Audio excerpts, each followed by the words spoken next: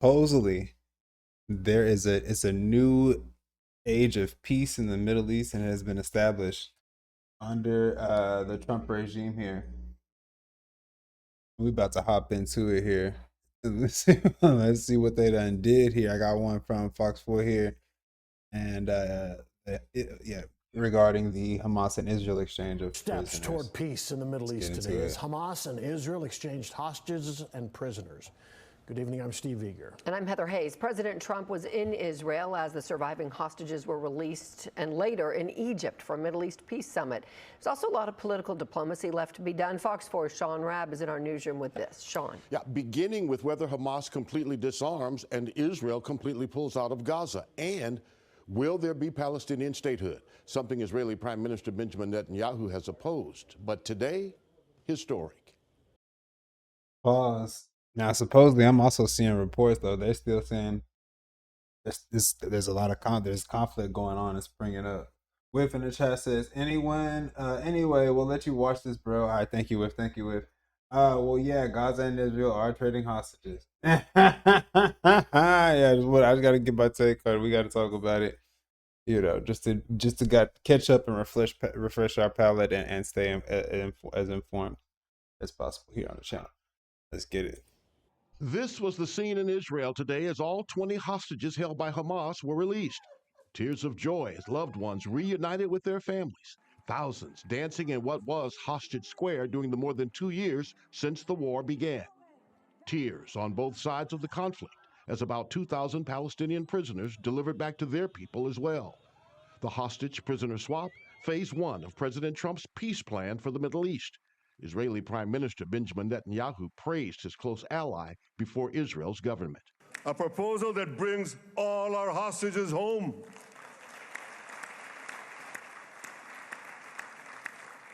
A proposal that ends the war by achieving all our objectives. A proposal that opens the door to an historic expansion of peace in our region and beyond our region. From Israel, the president traveled to Egypt. That's saying a lot, though. That's saying a lot, though, man. That's saying a lot. We'll see. Time will tell. Let's see what's going on, fam. Because some people said that their goal was to do a lot more do a lot more harm than good. Leaders from 35 countries gathered in what is called the Summit for Peace. This took 3,000 years to get to this point. Can you believe it? And it's going to hold up, too. It's going to hold up. The president, the first to sign that peace agreement that 35 world leaders put their names on. First, in support of rebuilding the war-ravaged Gaza Strip, then pledging to be part of the tenuous task of creating a Palestinian security force and Gaza going forward. The president speaking after that global gathering. All the momentum now is toward a great glory. They might pull another Iraq though. Talking about a global force, they're gonna say. But it is a good sight. I will say it is nice and comforting to see after all the turmoil and destruction and displacement that we've seen. It is a great feeling to see a lot of these people making their re-entry back to their homeland, even though it's it's ravaged. You still see here the will to survive and rebuild there, which is totally gorgeous. That part right there. Okay, I done accidentally minimized it. Oh my God. Oh Lord. Let's go forward. We saw the first steps toward peace in the Middle East today as Hamas and Israel exchanged hostages and prisoners. In what was Hostage Square during the more than 2 years since the war began. Tears on both sides of the conflict as about 2,000 Palestinian prisoners delivered back to their people as well. The hostage prisoner swap, phase one of President Trump's bill. The president traveled to Egypt, where leaders from 35 countries gathered in what is called the Summit for Peace. This took 3,000 years to get to this point. Can you believe it? And it's going to hold up, too. It's going to hold up. The president, the first to sign that peace agreement that 35 world leaders put their names on. First, in support of rebuilding the war-ravaged Gaza Strip, then pledging to be part of the tenuous task of creating a Palestinian security force and Gaza going forward. The president speaking after that global gathering. All the momentum now is toward a great, glorious, and lasting peace. And our commitment to fulfilling the 20-point plan we developed together will be the crucial foundation for achieving that bright future, and it's being worked on right now as we speak. The yet firmed up parts of the plan include some very difficult. Only thing is, though, that's all fine and dandy. It's great. It's really good that that's happening. I'm gonna just be, speak from American point of view, and from a critic point of view, and it's like, hey, we got shit going on in the States, man. Why is y'all okay? That's awesome. They got peace over there. That's cool. Maybe in fact, that's great that they got peace over there. And all right, but what are we doing at home? What are we doing at home to maintain the peace? But I think that might lead to another story we have lined up here next too. Terms. Hamas and other groups will not be part of future governance in Gaza. Hamas, considered a terrorist organization by the U.S., must agree to decommission all weapons, destroy any military-type infrastructure, including facilities where weapons are produced, and its network of tunnels throughout the region. For 2 years, the United States, the world have sought a means of getting to a day before that permits the contemplation of a day after conflict in Gaza. David Satterfield is former U.S. ambassador to Turkey and an American diplomat who served extensively in the Middle East and is director of the Baker Institute for Public Policy at Rice University. Satterfield says this is that day before, but to realize the day after, President Trump has to stay directly involved, especially with his influence over Israel. And he says Hamas will have to be challenged by their neighbors in the region, but not just with military force. But you also have to have political vision, a political framework that challenges the dark vision of Hamas. That's been absent. Now is when it needs to come into play. Yeah, they also got to be willing to police each other, though, and the other side when it gets out of hand, too. You know what I'm saying? That's from Fox 4 right there, W story. And yeah, and it's good to see that there's positive change happening in that region. Hopefully it can be, resonate and be emulated around the world there. And thank y'all for tapping in on YouTube side. Much love. Try. We got one more right after this one. Don't forget to like, comment, and subscribe if you've not done that at this time. Let's get it.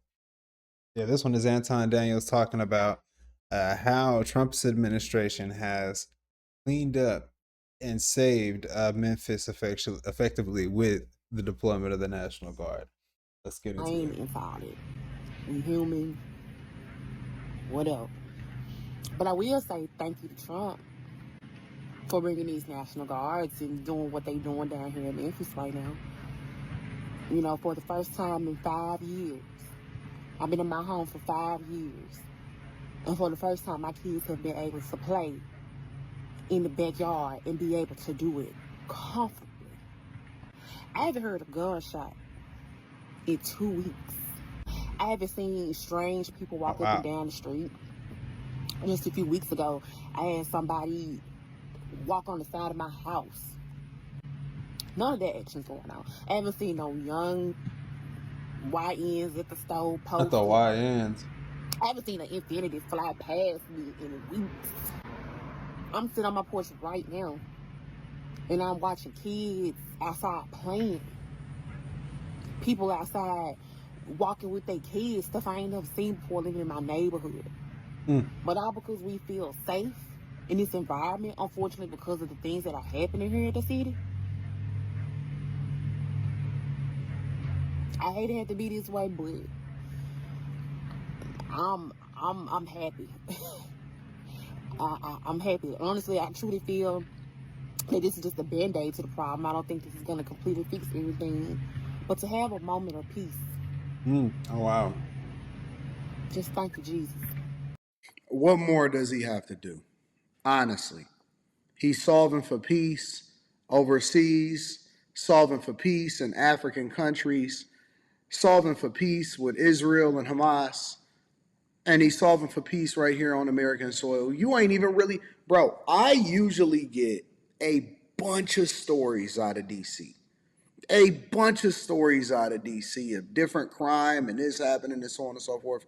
Now, I'm still getting a lot of stories out of L.A. I'm still getting a lot of stories out of New York, and I'm still getting a lot of stories out of Chicago. Wow. But I'm not getting nothing out of Memphis, and I'm not getting nothing out of D.C. So in a way, this is kind of bad for business when it comes to me, a person that's reporting on the news. Fortunately, we still have different things to report on all throughout the United States of America and outside of the United States of America, such as the government layoffs and shutdowns. However, Let's see if you got some other Memphis, I'm clips. really happy for y'all, and I'm actually looking to go to Memphis. I'm thinking about pulling up in Memphis. Going on in Memphis, Tennessee, these people won't be there. What crimes is they stopping early in the morning while everybody is trying to go to work? Y'all is pulling people over for drive-out tags and no insurance, this, that, and the other, and people. So you're not supposed to, and that's not true, because I've done reports on here where they were shooting in the daytime too. But you're not supposed to get your insurance and your tags and all of that. So y'all just riding dirty, and you think it's okay for y'all to do that just because you've been doing it for a long time? See, this is the ignorant stuff that we talking about, bro. Is trying to go to work. Memphis, Tennessee, been letting people get away with drive-out tags and everything else because our shit been so bagged up for fucking months. It been bagged up. Nobody couldn't get no goddamn Pause. Yo, welcome in, Sopa. Yo, how's the day been? How's the Val coming, brother? We here checking this video out. Supposedly it's safer in Memphis. We got some people telling their testimonies.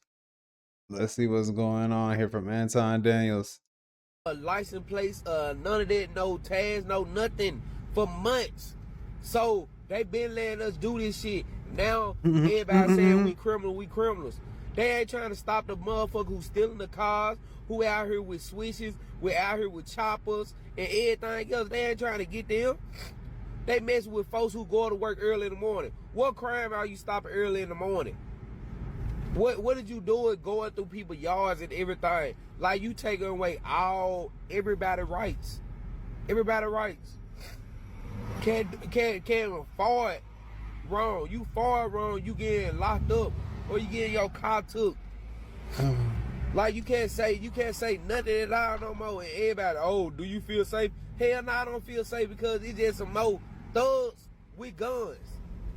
Them folks is Oh, gangs. wow. And you can't do nothing about That it. is a point. He got a point. He's saying there's just more thugs with gangs. Wow, that's true. But I mean, the other lady said that people was outside now and playing. They feel more safer now, though. So what? You know, I mean, apparently the other thugs was maybe not doing their job the right way.